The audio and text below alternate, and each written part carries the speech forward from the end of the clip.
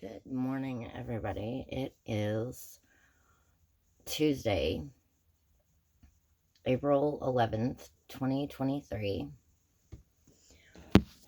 It is 5:58 in the morning. Okay. This is part 4, Theodore Rex, Prologue. From that viewpoint, the path to the presidency looked clear.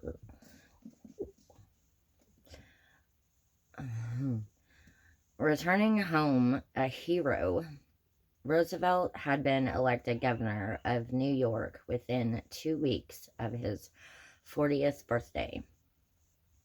He had toured the Midwest and been greeted everywhere as if he was a presidential candidate, dutifully supporting William McKinley from renomination in 1900. He had begun to assemble his own campaign organization for 1904. Everything in his hearty philosophy assured him that the White House would be his one day.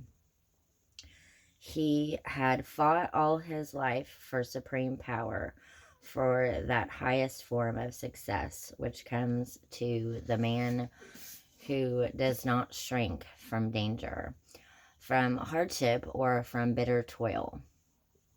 Yet just when his momentum seemed irresistible, there had come that sickening sideways pull into the vice presidency, followed by a political dead halt, and now this even more violent lurch back on course. His path ran, appropriately, past a cemetery, the churchyard of Minerva. Wet gravestones gleamed as the buckboard raced through the village. Beyond, slopes gave way to swamps. The road began to flatten out. A pallor in the midst signaled dawn. At 5 o'clock, Cronin announced that they were only 2 miles from North Creek.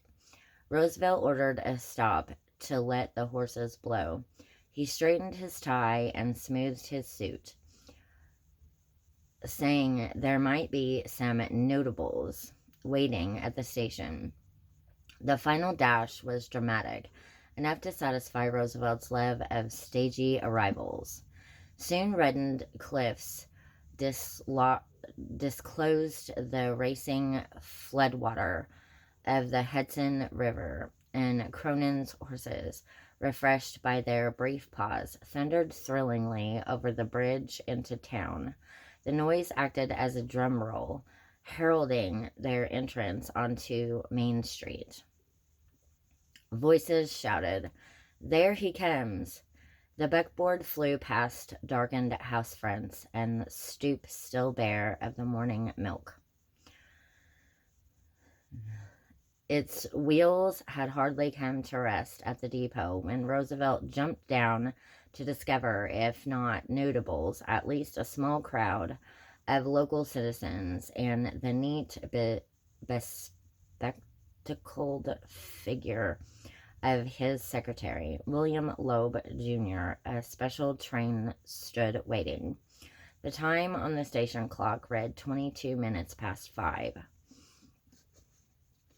Loeb wordlessly handed over John Hay's telegram from Washington.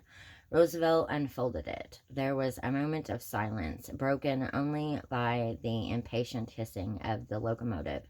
He stared at the 8 words in his hand. The president died at 2:15 this morning.